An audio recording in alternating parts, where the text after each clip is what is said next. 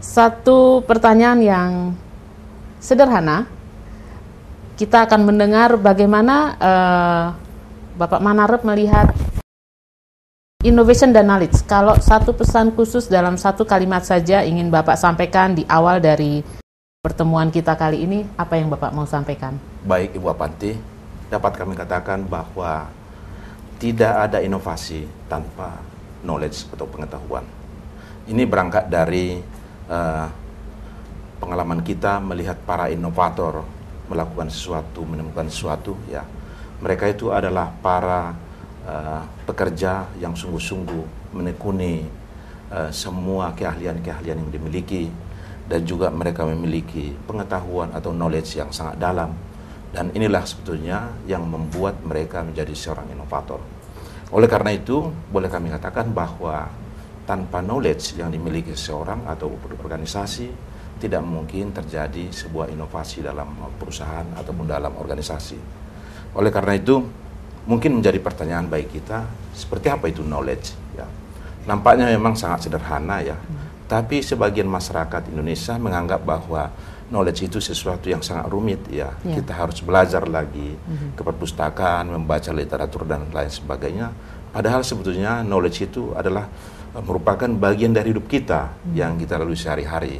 Kalau kita sebagai petani, tentunya knowledge dari pertanian.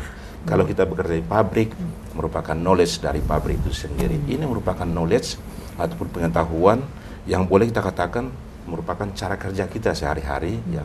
Apakah itu best practice, apakah itu metodologi, ya. Ini merupakan landasan kuat dalam membangun sebuah inovasi dengan memiliki knowledge tadi itu. Inilah kira-kira gambaran kami mengapa kami katakan bahwa tanpa knowledge dari seseorang ataupun organisasi tidak akan mungkin terjadi sebuah inovasi dalam organisasi ataupun orang per orang. Kami kira itu. Baik, jadi tanpa knowledge inovasi tidak bisa terjadi. Kita akan lanjutkan sebelum kita mengupas lebih dalam apa yang barusan disampaikan oleh Bapak Manarep.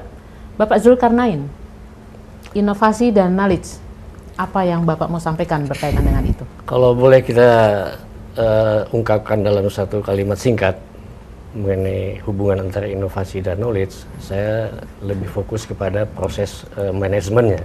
Proses manajemennya. Jadi inovasi akan lebih berkembang kalau kita lakukan manajemen terhadap knowledge itu, terutama pada tahapan implementasinya.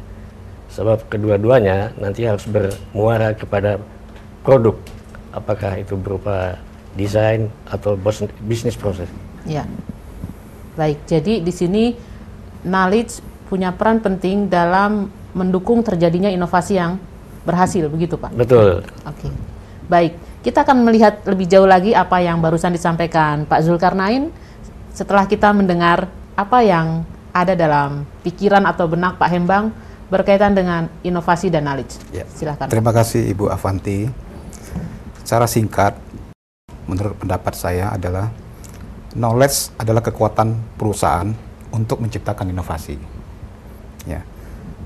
Nah, maksud daripada knowledge itu menjadi kekuatan suatu perusahaan untuk menciptakan inovasi itu adalah lebih kepada value knowledge itu sendiri. Value knowledge itu sendiri itu bisa sebagai creating knowledge-nya sendiri, ya, creating knowledge, dan bagaimana dalam suatu lintas organisasi atau perusahaan penghubung dengan pengetahuan yang ada. Nah, di dalam creating knowledge itu menurut framework daripada SWB itu ada 3 komponen. Pertama ada namanya personal kompetensi, kemudian internal structure, dan external structure. Mungkin kalau kita lebih jelas lagi itu mungkin membutuhkan waktu yang panjang. Mungkin itu yang bisa saya sampaikan Ibu Avanti. Iya. Jadi ada 3 elemen berkaitan dengan pengetahuan. Saya kembali kepada Bapak Manarep. Bisa Bapak coba elaborasi lebih lanjut, kalau kita bicara knowledge, itu sebetulnya apa? Komponen apa yang menyusun dan apa bedanya dengan pengetahuan dalam arti ilmu, data, informasi? Ya, jadi bagi sebuah organisasi maupun per orang sebetulnya yang menentukan bahwa seseorang itu melakukan pekerjaan yang baik tergantung dari knowledge sendiri. Ini sebetulnya merupakan penerapan yang sudah bertahun-tahun dilaksanakan baik di organisasi, di perusahaan maupun di dalam organisasi lainnya. Oleh karena itu, kami bisa katakan bahwa penerapan knowledge management ya ini merupakan sesuatu yang sangat perlu, dan boleh kami katakan bahwa secara sederhana knowledge management itu terbagi atas 3 bagian yang sangat penting. Yang pertama itu apa yang disebut dengan knowledge creation. Knowledge creation itu bagaimana sebuah knowledge diciptakan ya. Kemudian yang kedua adalah knowledge transfer ataupun knowledge sharing ya. Ini bagaimana kita berbagi pengetahuan ya. Dan yang ketiga adalah mengenai knowledge utilization, penggunaan knowledge itu sendiri. Ini 3 hal ini merupakan yang tidak bisa dipisahkan. Dan kalau ini dilaksanakan dalam sebuah organisasi, maka perbedaan pengetahuan atau knowledge gap di antara anggota organisasi ini bisa terhindarkan, dan ini yang diharapkan oleh sebuah organisasi untuk menciptakan bagaimana sebuah organisasi itu bisa memiliki knowledge yang hampir merata dan tidak terjadi perbedaan antara yang satu dengan yang lain. Kami kira itu. Iya.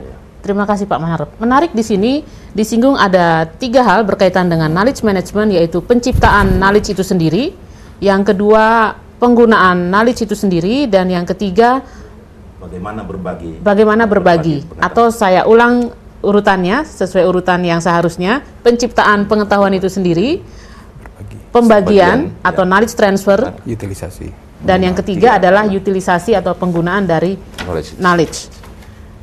Pemirsa sekalian, pada pertemuan kita kali ini saya akan menggunakan kata knowledge dan pengetahuan secara bergantian ya.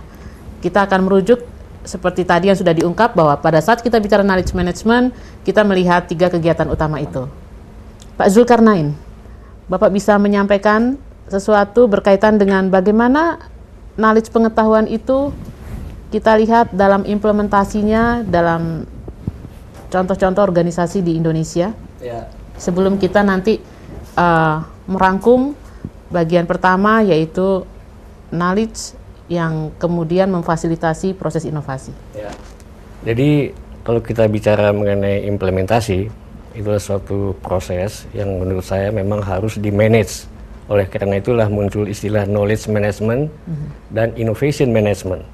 Nah, melanjutkan tadi uraian dari Pak Manarep Pasaribu mengenai 3 elemen create, share, dan utilisasi.